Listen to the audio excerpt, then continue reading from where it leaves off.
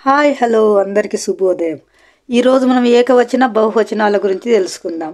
గురువు గురువులు, కథ కథలు, బల్ల బల్లలు, విగ్రహం విగ్రహాలు, పుస్తకం పుస్తకాలు, తరగతి తరగతులు, పాఠం పాఠాలు, పండు పండ్లు, పంట పంటలు, ప్రాణం ప్రాణాలు, పొర పొరలు, శిష్యుడు శిష్యులు, సిరి సిరులు, పూజ పూజలు, వాత వాతలు, పదము పదములు, వాగు వాగులు, కట్టె కట్టెలు, సంచి సంచులు, బాలుడు బాలురు, వరుస వరుసలు.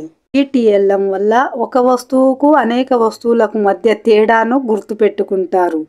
ఈ చాట్ వల్ల పద సంపద పెరుగుతుంది, కొత్త పదాలు నేర్చుకుంటారు.